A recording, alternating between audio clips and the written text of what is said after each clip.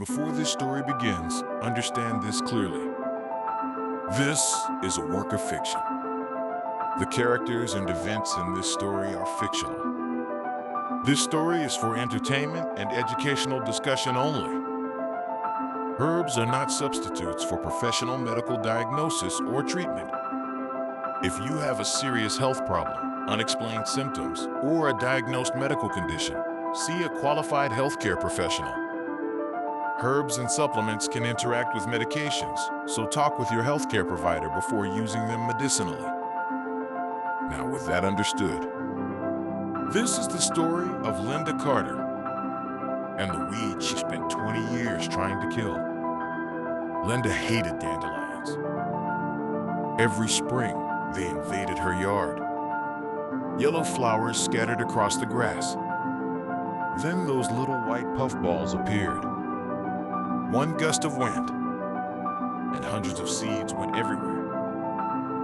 Linda would stand on her porch looking at them like somebody had vandalized her property.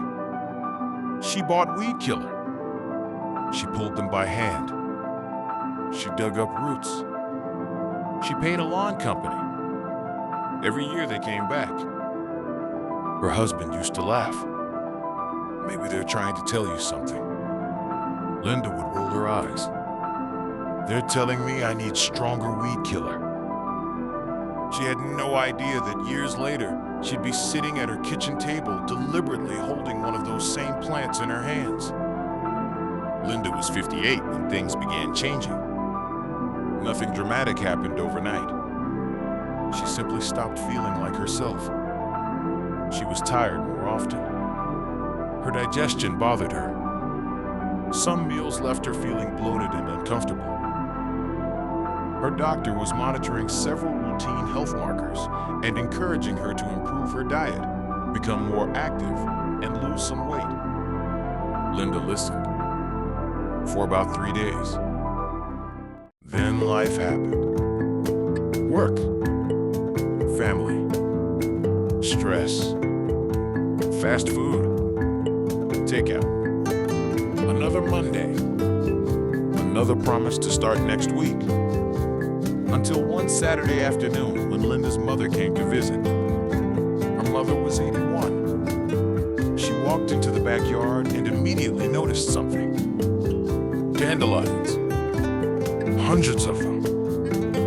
Linda sighed. Don't remind me.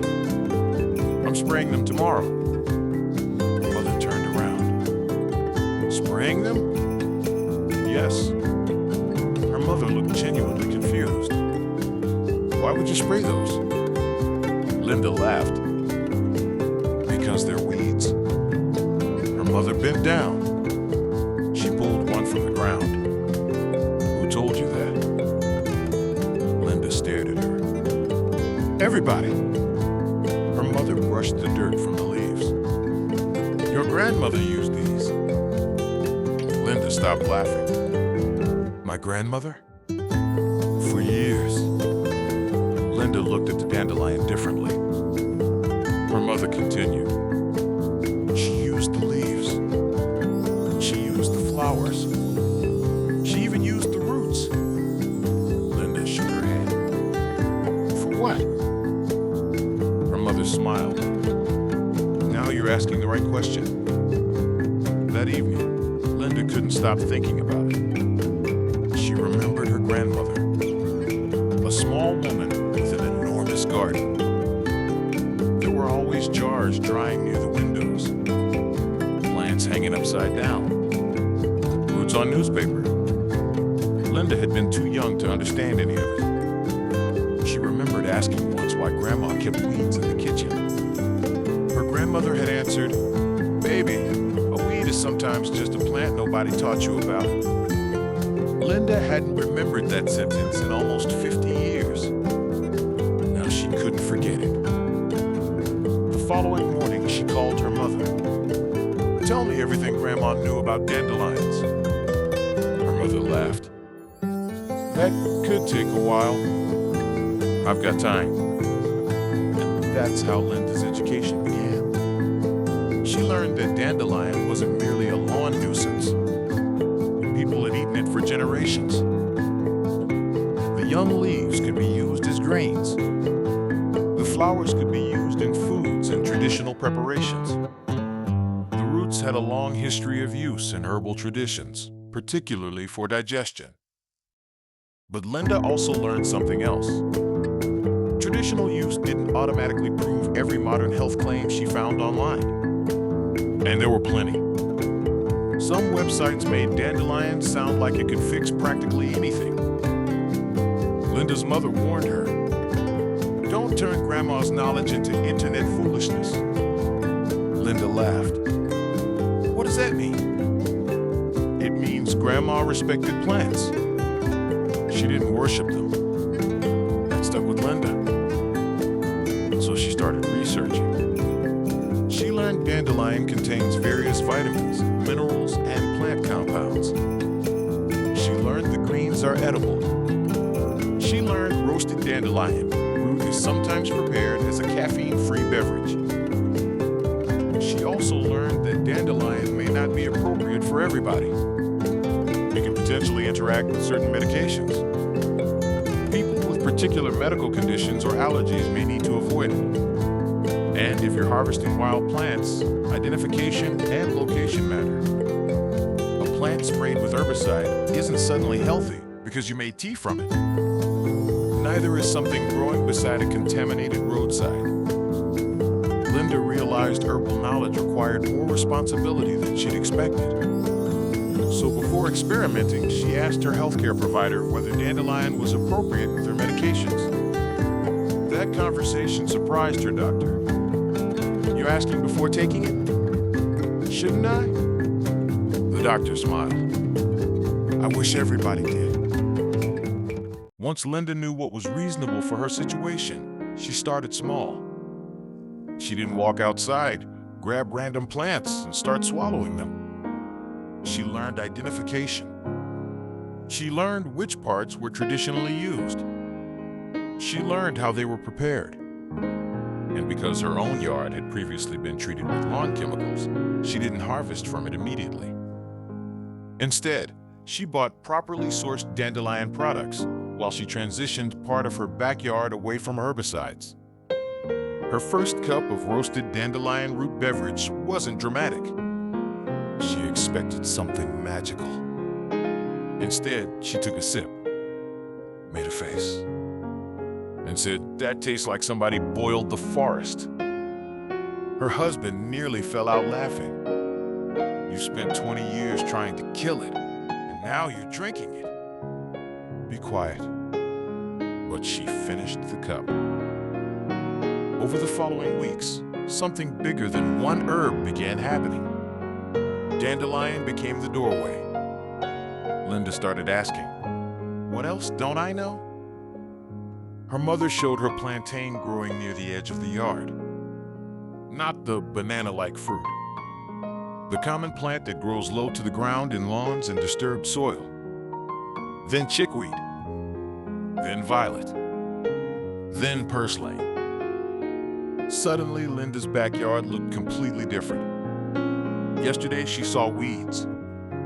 Today, she saw questions. She didn't assume every plant was medicine. She didn't assume natural meant safe. She simply wanted to learn. Then she discovered something almost embarrassing. Her grandmother's knowledge hadn't disappeared. Linda had stopped listening. Her mother still remembered pieces. An aunt remembered others. An old family cookbook contained more. There were notes tucked into the margins. Pick young leaves. Dry roots thoroughly. Don't harvest here. Ask before mixing. This wasn't mystical knowledge. It was practical. Generational. Observation passed from one person to another. And Linda realized she might be the last person in her family positioned to preserve it. So she bought a notebook. On the cover she wrote, "Carter Family Plant Book." The first entry was Dandelion. Underneath she wrote, "The plant I spent 20 years trying to kill." Then she documented what she learned. Identification, traditional uses, edible portions, preparation, safety considerations, medication cautions, where not to harvest, questions requiring professional advice. And at the bottom, never confuse traditional use with guaranteed treatment. The notebook grew. 1 page became 10. 10 became 50. Her mother started coming over every Sunday. Sometimes they didn't even prepare anything. They just walked. Her mother would point. Linda would photograph. Then they'd go inside and research. For the first time in years, Linda wasn't simply trying to fix a symptom. She was learning a skill. And that skill changed other things. If she was going to learn plants, she wanted to clean her yard. If she wanted to clean her yard, she had to reconsider what she sprayed. That led to gardening. Gardening led to vegetables. Vegetables changed her meals. Changing her meals made her more conscious of processed food. Working outside increased her activity. Being outside improved her routine. One decision connected to another. Months later, Linda returned for a routine medical appointment. Her doctor reviewed her numbers. Some had improved. Not because the dandelion had magically transformed her health. Linda had changed several things simultaneously. She was cooking more, eating more vegetables, moving more. She had lost some weight. She was sleeping better. And she'd become far more engaged with her health. Her doctor asked, "What changed?" Linda smiled. "You wouldn't believe me. Try me." Linda pulled out her phone. Her wallpaper was a photograph of a dandelion. The doctor laughed. "That? Sort of." Linda explained the story. The doctor listened, then said something Linda never forgot. "Sounds like the plant didn't cure you of anything." Linda nodded. "No. It taught you to pay attention." Linda smiled. "Exactly." Years passed. Linda's mother eventually became too old to walk around the yard comfortably. So Linda brought the yard to her. She'd photograph plants, bring samples when appropriate, ask questions, record stories. One afternoon, Linda's mother held the family notebook. It was thick now, filled with photographs, notes, warnings, recipes, memories. Her mother slowly turned the pages. "You did all this?" "We did." Her mother stopped on the first page. "Dandelion." She smiled. "You still hate them?" Linda looked through the kitchen window. The backyard was scattered with yellow flowers. "No," her mother laughed. "What happened?" Linda answered, "I finally learned their name." Years later, Linda's granddaughter came running through that same backyard. She stopped beside a yellow flower. "Grandma!" Linda looked up. "What's this weed?" Linda froze. For a second, she could hear her own grandmother's voice. Almost 50 years earlier. She walked over and knelt beside the little girl. "Who told you that's a weed?" The girl shrugged. "Everybody." Linda smiled. She carefully pointed toward the leaves. "This is a dandelion." The little girl looked unimpressed. Linda continued. "And before you touch, eat, brew, or use any plant, there's something you need to learn first." "What?" "Exactly what it is." The girl sat beside her. Linda began explaining. buried somewhere between the yellow flowers and an old family notebook. Something that had almost disappeared survived another generation. Not a miracle cure, not a secret potion. Knowledge. Because sometimes the most valuable thing growing in your backyard isn't something you should immediately eat. It's something you should learn about. And sometimes, the difference between a useless weed and a useful plant is knowledge.